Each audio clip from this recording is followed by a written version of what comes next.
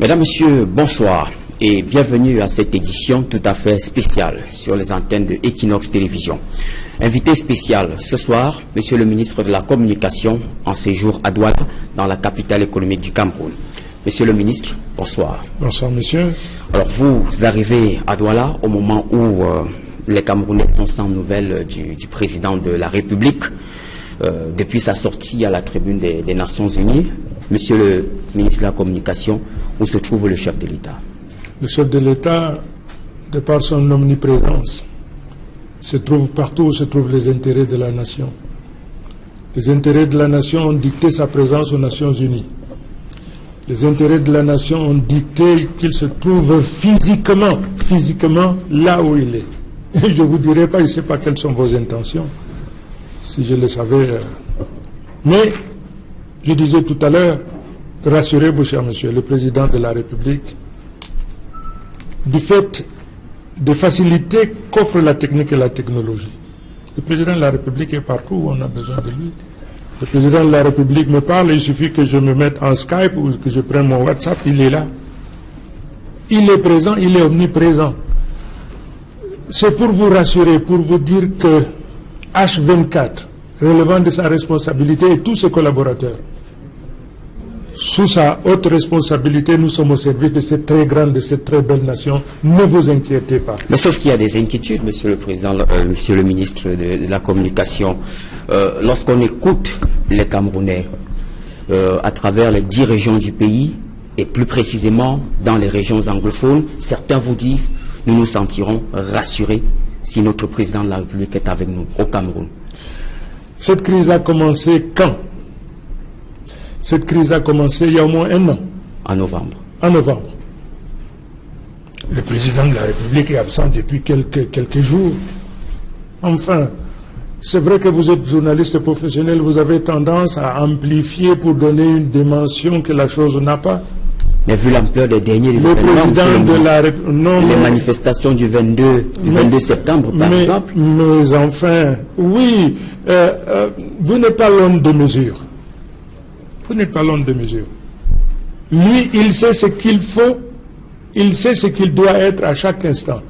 Vous, à partir du prisme qui est le vôtre, vous pensez qu'il aurait dû être là. Mais si les intérêts majeurs de la nation dictent sa présence ailleurs, il est là où il doit être.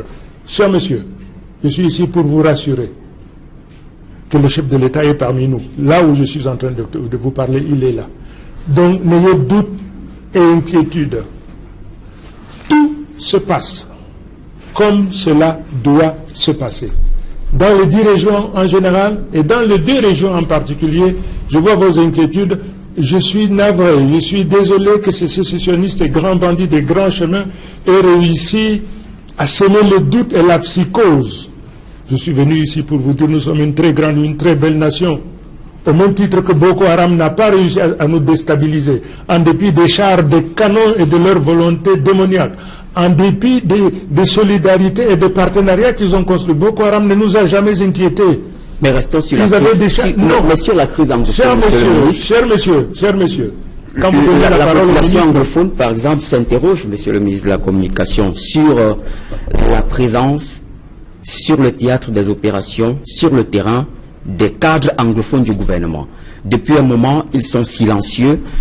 Est-ce l'expression de l'absence d'une certaine emprise sur la population, monsieur le ministre? Nous avons fini avec le président de la République. Maintenant, on va vers les cadres à l'heure où je vous parle. Parce qu'on ne les voit pas ou on ne les entend plus. Mais parce que vous n'avez théâtre de la négociation. Mais vous n'avez pas un radar suffisamment précis et puissant pour les capter partout. Ils sont, puisqu'ils n'ont pas les dons d'ubiquité, ils sont quelque part en train de s'acquitter de leur mission. Rassurez-vous, c'est leur première responsabilité. Ils sont là où ils doivent être en train de s'acquitter de leur mission. N'ayez pas de doute à cela. Je vous en prie et je vous comprends. Il vous faut du visuel. Il faudrait qu'on vous dise qu'on a vu ministre temps, on a vu le premier ministre temps. Non, monsieur, la division du travail du gouvernement vous échappe. Mais je vous prie de me croire, investi de ce pouvoir. Mais on ne les voit pas, monsieur le ministre. Ils ne sont pas sur le terrain depuis un moment. Vous êtes ici, comment pouvez-vous déclarer qu'on ne les voit pas? Avez-vous le don d'ubiquité? Nous sommes sur le terrain, monsieur le ministre, nous suivons l'évolution de l'actualité. Est-ce que vous pensez raisonnablement, avec ce qui se passe là-bas, que le ministre d'expression anglaise comme première langue, qu'il reste indifférent, qu'il reste donc tapis dans leur bureau à Yaoundé pendant que la situation est délicate et difficile de l'autre côté? Non, non. Alors, vous avez tendance à l'évolution de vous avez tendance à accuser des ministres. Ils sont présents, ils sont sur le terrain. Il s'agit d'une. Vous êtes journaliste, vous défendez votre métier, je défends le gouvernement. Très bien. Alors, ils sont sur le terrain. Très bien. Ils sont sur le terrain en train de faire leur boulot. Et parlant justement de votre posture de défenseur du gouvernement, tel que vous le dites, on se souvient, monsieur le ministre de la Communication, qu'aux premières heures de cette crise, vous avez affiché une posture de négation de l'existence d'un problème anglophone. Mais pas plus tard qu'il y a 24 heures, vous avez fait une déclaration, notamment dans le quotidien gouvernemental Cameroun Tribune, pour dire qu'il y avait effectivement une crise sociopolitique qui avait un ancrage certain dans les régions anglophones du Cameroun. Quelle est votre posture aujourd'hui? Est-ce que vous regrettez de n'avoir pas pris la pleine mesure avant de vous prononcer aux premières heures de cette crise? Cher monsieur, vous avez raison.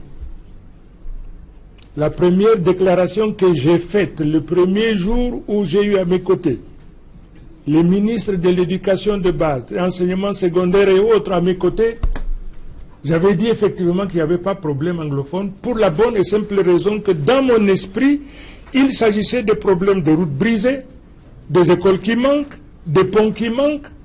Je dis ce problème est commun sur l'ensemble de la nation. Quand il s'agit de problèmes d'infrastructures, d'écoles, de problèmes sanitaires, c'est des problèmes globaux que connaissent les régions. À partir de quel moment commence donc la crise anglophone pour vous? Je vais répondre, mais écoutez, je suis objectif, je suis honnête. Je dois vous dire, au premier jour, dans mon esprit, et après m'être entretenu avec quelques experts, je focalisais l'attention sur les infrastructures, sur les problèmes sociétaux. Mais, quand les avocats, les enseignants ont posé le problème, on dit, ah, pourquoi est-ce que tous les documents ne sont pas traduits en anglais? Pourquoi tout ce qui sort de l'administration n'est pas dans les deux langues conformément à la Constitution? Pourquoi à l'ENAM il n'y a pas telle section? Pourquoi telle? Oui, il y a ce problème. Et il faut le régler. Donc, cher monsieur, je dis que oui. Au départ, je n'avais pas cette vision. C'était une vision qui était perçue à travers un prisme réducteur.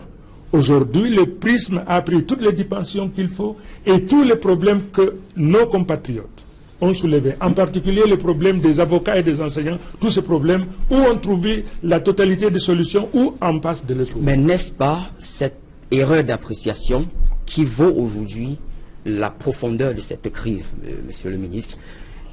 Vous savez, la perfection n'est pas de ce monde. Hein. Donc le gouvernement reconnaît s'être trompé dans son analyse et son appréciation des revendications qui étaient au départ corporatistes, devenues politiques.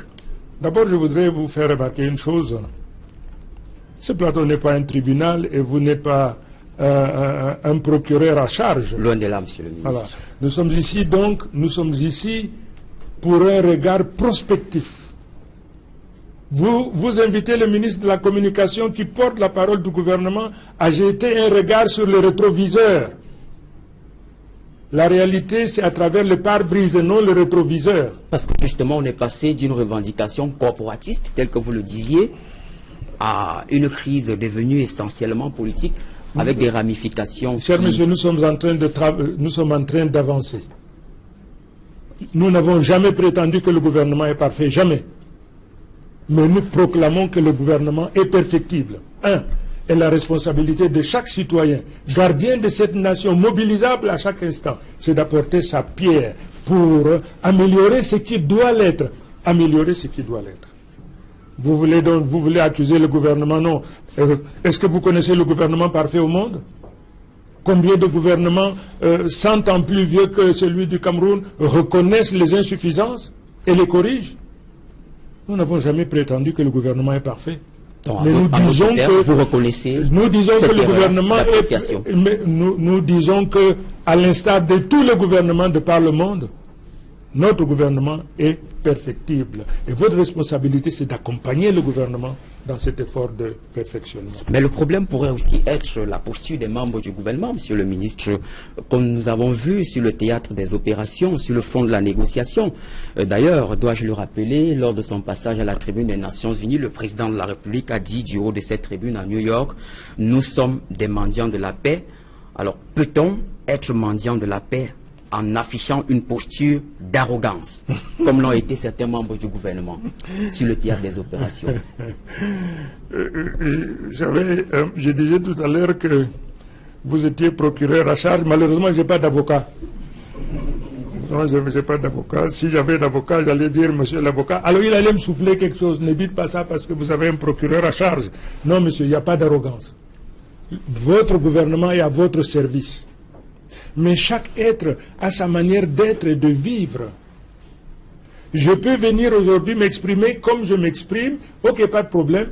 Vous trouvez que je suis humble et serviable. Quelqu'un vient, vous sert, vous direz, celui-là, il est arrogant. Non. Il n'y a pas un comportement type qu'un membre du gouvernement doit avoir. Mais chaque responsable, conformément au texte organique de son département ministériel, doit être à la hauteur de ses responsabilités et de ses défis.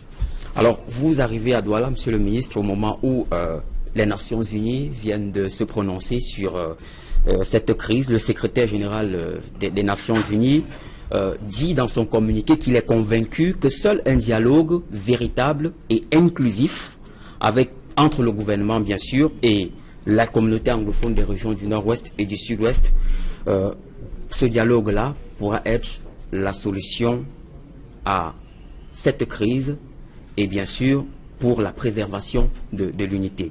Alors, quand irez-vous à la table du dialogue? Non, ce n'est pas comme ça qu'il faut poser la question.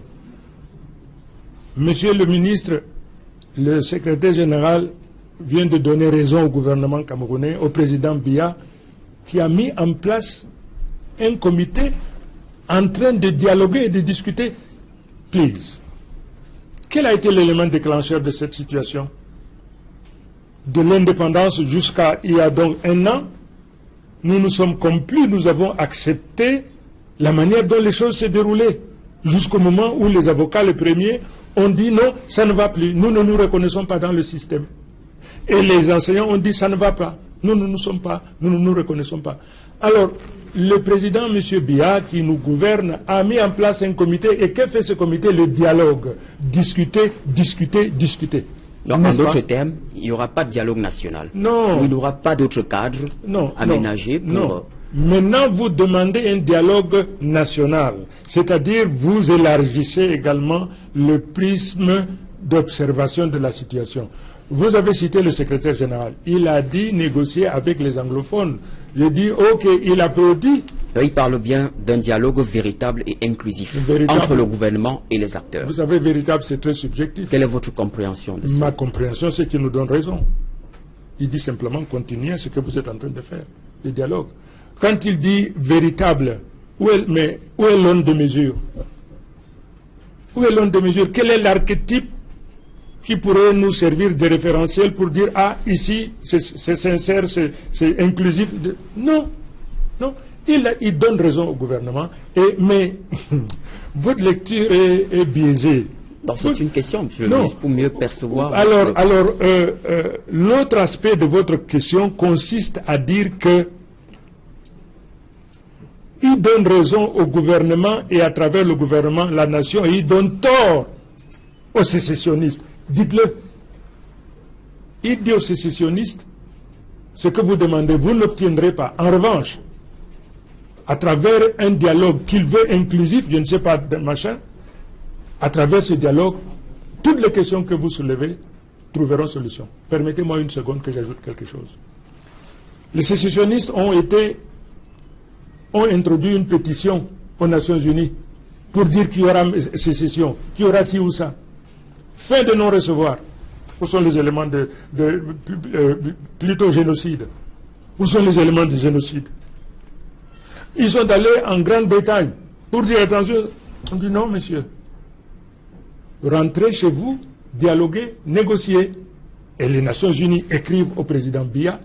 les Britanniques écrivent au président Biya, partout ils sont allés pour dire que la seule façon de régler le problème, dialogue. Donc, ces gens-là ont dit non à la sécession. Très bien. Alors, pour sortir, et vous aussi, vous devez dire non à la sécession. C'est d'ailleurs une posture, nous sommes pour une nation indivisible. Alors, monsieur le ministre de la Communication, pour sortir, quelle est aujourd'hui pour vous la solution à cette crise? Certains observateurs et analystes de la scène politique nationale estiment qu'il faut revoir la forme de l'État et que l'État unitaire décentralisé, tel que rendu opérationnel aujourd'hui au Cameroun, présente un essoufflement. Quelle est votre position? C'est une lecture que nous respectons, mais nous disons que la décentralisation n'a pas produit tous ses effets. Elle n'est pas achevée. Parce que les textes n'ont jamais été appliqués. La Constitution de 1996. Elle sera appliquée, cher monsieur. La Constitution, rien de ce que fait le président de la République n'est illégal. La Constitution lui donne la possibilité de, n'est-ce pas? Alors, on ne peut pas. Après, monsieur le ministre, comment comprendre? Monsieur, on ne peut pas émettre un jugement de valeur et procéder à une condamnation pour une chose, pour un bébé encore en gestation. Attendez d'abord que que la décentralisation produise tous ses effets. Si nous ne sommes pas satisfaits, on interroge le chef de l'État. Mais pendant que la chose est en train d'être mise en place, vous dites que ce n'est pas bon. Non, c'est un procès en sorcellerie, n'est-ce pas? Un mot à l'endroit des Camerounais, de nos frères anglophones qui nous écoutent avant de sortir? Pas seulement de nos frères anglophones. Je voudrais d'abord saluer le PDG de Equinox, qui se trouve être le président de la commission de la carte de presse. Il fait un travail merveilleux. Je suis fier de ce qu'il est en train de faire. Mais je voudrais rappeler au président, un journaliste de qualité, n'est-ce pas? Mais surtout qui a foi en sa nation. Si Séverin Tchounkè n'avait pas foi en sa nation, il n'aurait pas investi. Et je lui demande donc d'être gardien de son investissement. Parce que si le Cameroun brûle, lui il perd. Vous perdez rien, vous partez. Mais lui il perd. Pas tout à fait, monsieur le ministre. Attendez. Donc lui, il est obligé d'être gardien de cette nation. Il faut qu'il soit gardien. Il ne faut pas écouter les aventuriers. Et à nos frères anglophones? Non, je m'adresse d'abord aux journalistes. Je suis responsable de la communication. Nous sommes des gardiens de l'orthodoxie, nous sommes gardiens de notre vouloir vivre ensemble, nous sommes gardiens de l'intégrité territoriale de notre maison. Je prie au président, aux journalistes, que tous ceux qui promeuvent la haine, ne leur donnez pas accès.